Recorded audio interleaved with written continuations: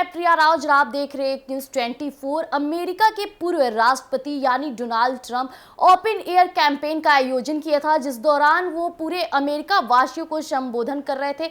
हालांकि वो स्टेज से जिस तरह से परफॉर्म कर रहे थे, लोगों को संबोधित कर रहे थे, अट्रैक्ट कर रहे थे, हालांकि उन पर जान से मारने की साजिश की गई, उन पर गोलीबारी की गई। इस दौरान डोनाल्ड ट्रंप के कान भी जख्मी हो चुके हैं, पर आपको बता दें कि उनके स्नाइपर ने उसे तुरंत निशाने पे ले लिया है और वहीं चित कर दिया है।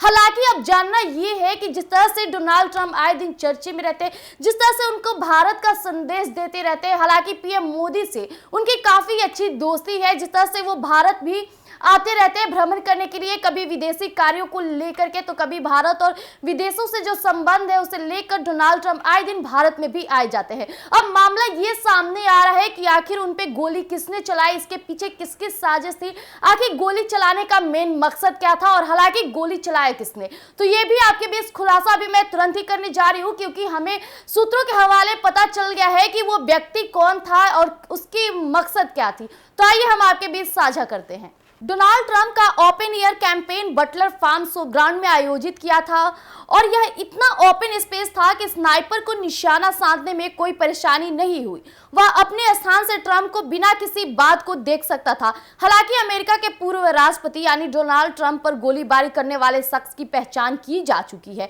लेकिन अब उसकी पहचान खोज निकाली गई है। वह कौन था, कहां का रहने वाला था। हमलावर ने 120 मीटर दूर से ट्रंप को गोली मारी थी। आपको बता दें कि 120 मीटर दूरी से ट्रंप को गोली लगी थी और अमेरिकी जांच एजेंसियां इस हमले को डोनाल्ड ट्रंप की हत्या के प्रयास के रूप में देख रही है।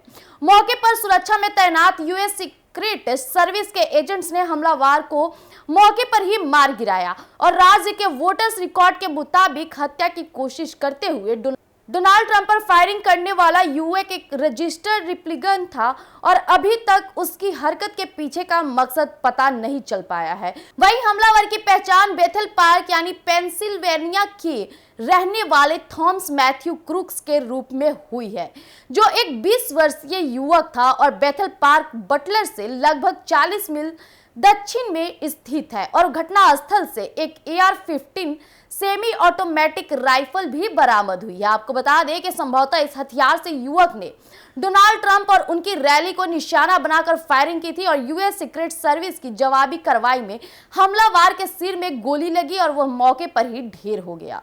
इतना ही नहीं, डोनाल्ड ट्रंप जिस मंच से भाषण दे रहे थे, बंदूकधारी वहां से करीब 125 मीटर दूर एक मैन्युफैक्चरिंग कंपनी की छत पर खड़ा था और उसने वहीं से ट्रंप पर निशाना साधकर गोलीबारी की और डोनाल्ड ट्रंप का open air campaign Butler farm show ground में आयोजित किया गया था। यह इतना ओपन स्पेस था कि स्नाइपर भी उस पर तुरंत ही निशाना साध दिया।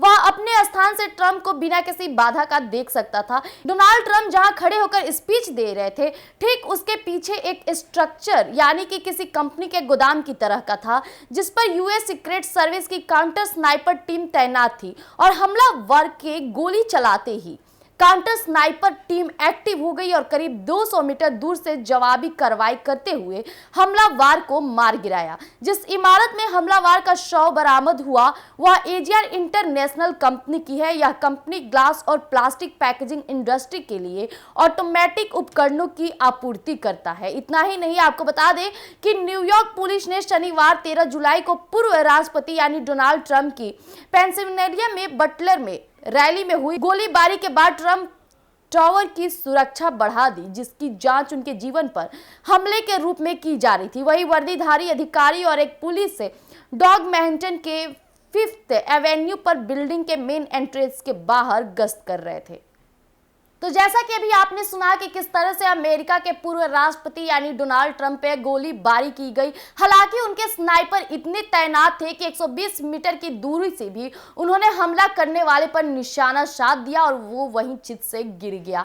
हालांकि वो व्यक्ति एक 20 वर्षीय व्यक्ति था। उसकी पहचान जो है 20 वर्षीय यानी युवक था, वो काफी यंग एज का था। वो जिस तरह से उसने सिर्फ गोली ही नहीं मारी बल्कि उसका मकसद था डोनाल्ड ट्रंप को जान से खत्म कर देना। था, क्योंकि जो गोली मारने की उसकी प्रक्रिया थी वो डोनाल्ड ट्रंप को काफी टारगेट पर ले रही थी। हालांकि डोनाल्ड ट्रंप काफी वहां से बच निकले। जिस तरह से उनकी कान जख्मी हुई है, उसकी इलाज भी हो रही है। डोनाल्ड ट्रंप पर अब सुरक्षा तैनाती काफी बढ़ गई है। हालांकि डोनाल्ड ट्रंप के जीवन को बचाने के लिए टीम ने कई ऐसे तैनाती फोर्स को भेज दिया है, जिस दौरान अब डोनाल्ड ट्रंप सुरक्षा के कर्मियों के बीच मौजूद रहेंगे। तो आज के लिए इतना ही। ऐसे तमाम खबरों के लिए आप जुड़ी रहिए एक न्यूज़ 24 पर। अगर आप हमें यूट्यूब चैनल पर देख रहे हैं तो हमारे यूट्यूब चैनल एक न्यूज़ 24 को फॉलो कीजिए, लाइक कीजिए। धन्यवाद।